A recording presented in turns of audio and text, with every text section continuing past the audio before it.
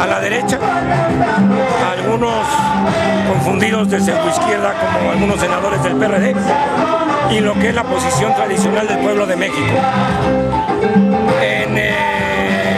En la derecha, en algunos sectores de la prensa que con virulencia están señalando a Cuba, notamos una profunda doble moral, porque son incapaces de ver las atrocidades que se cometen en el mundo, en algunos países de América, incluso en México, pero señalan con dedo flamígero a Cuba, cuando son incapaces, por ejemplo, de reclamar la libertad de los presos políticos de Atenco, por poner un solo ejemplo. Son incapaces de defender que no se construya un muro de la ignominia en la frontera norte de nuestra patria. Son incapaces de reclamarle cualquier cosa a Obama y a la señora Clinton. Pero sí son capaces de reclamarle a Cuba cualquier detalle, cualquier cosa que suceda en ese país. Lo que pasa es una terrible, profunda doble moral. Y de algunos políticos mexicanos en el Senado, mucha confusión y desinformación. ¿Por qué confusión y desinformación? Porque no están informados que, para empezar, el señor Zapata, Orlando Zapata, no era un preso político, era un preso común que después devino en otra cosa al tener exigencias para su celda, etc. Lo que hay también es desconocimiento, porque no se menciona en una sola palabra del criminal bloqueo económico, político y cultural que sufre Cuba desde hace 50 años. Quisiéramos ver la virulencia, ese coraje que muestran frente a Cuba, que lo mostraran para defender los derechos humanos en México, que acompañaran a Rosario Ibarra en la búsqueda con vida de su hijo, que acompañaran a las madres y padres de los mexicanos desaparecidos. Quisiéramos verlos ahí, o defendiendo los derechos de los mineros de pasta de conchos, en fin, que esa virulencia, ese ardor en contra de Cuba, quisiéramos verlo en causas más justas, en causas justas, no solamente para América, sino también para su propio país. Claro, ¿tú crees realmente que es el desconocimiento de parte de los legisladores, o será que también tratan de buscar por ahí una posición política? Bueno, no solo, evidentemente no son ingenuos, eso de desconocimiento es sarcasmo, obviamente están informados, sí. Obviamente sirven a intereses, obviamente tienen una posición ideológica contraria a Cuba, obviamente se alinean no solo con la Unión Europea, sino con el gobierno de Obama.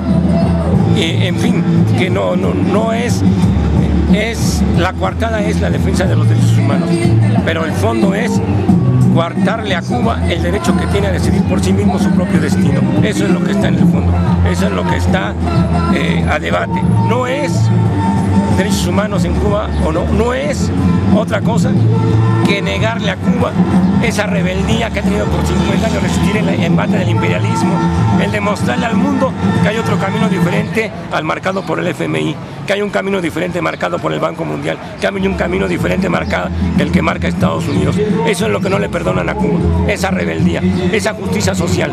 Quiero recordar simplemente, cuando ha habido crisis económicas en el mundo capitalista, los gobiernos neoliberales, incluyendo el mexicano, lo primero que hacen es recortar el gasto social. En Cuba, cuando hay crisis económica, lo primero que se garantiza es el gasto social, la educación, el deporte, la salud, a diferencia de lo que hacen los gobiernos liberales. Y eso es lo que no le perdonan a Cuba, no es otra cosa. Lo otro son pretextos. El que dos hombres, o que hoy un hombre esté en huelga de hambre, que por cierto no está preso, porque exige internet gratis en su casa, o exige ciertas cosas, es noticia en Cuba. Pero ¿quién habla de las atrocidades, de las golpizas que se llevan los ecologistas cuando marchan en Europa, en países civilizados como Holanda, en otros países? ¿Quién dice algo? Y lo que está de fondo, insisto, es no perdonarle a Cuba, que ha decidido un camino propio, un camino de dignidad, de principios, de igualdad para su pueblo. Es lo que no le perdono. Gracias. Bueno, pues estamos aquí apoyando. Muchas gracias. A ustedes. ¿De dónde? Cuba manda médicos y maestros a conquistar, pero a conquistar dignidad, a conquistar corazones, a conquistar la solidaridad del mundo entero. Y para dar inicio a nuestro acto, le damos la palabra a la compañera Vivian, quien es presidenta de la Asociación José Martí de Cubanos Residentes en México. Gracias, compañera. ¡Bravo! ¡Bravo!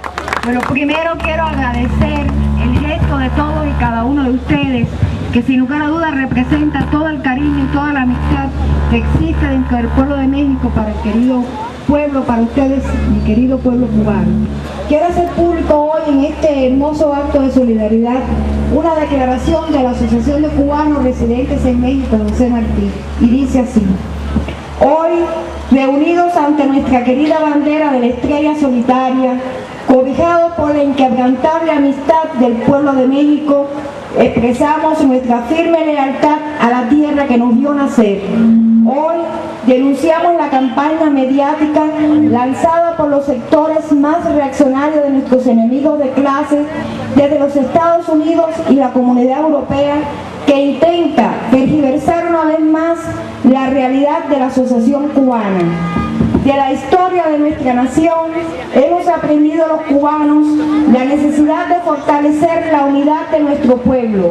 Así lo avisoró nuestro José Martí al fundar el Partido Revolucionario Cubano y aglutinar a aquellos que conquistaron la independencia y que ha sido plataforma del proceso de transformaciones revolucionarias en las últimas 5 décadas de conquistas del pueblo cubano.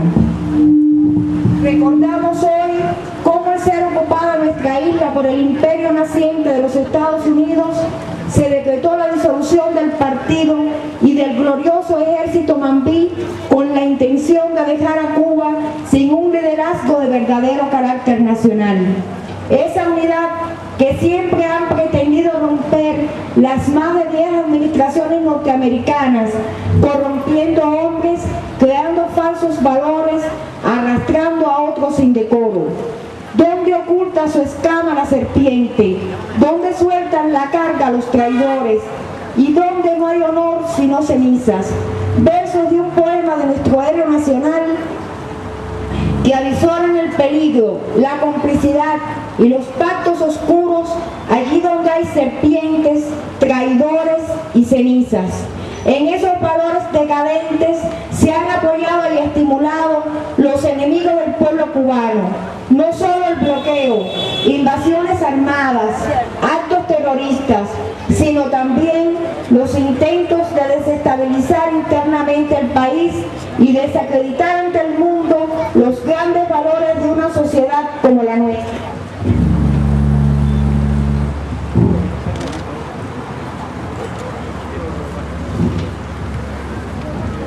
Condenamos la manipulación de esa política injerencista que llevó a la muerte a un cubano.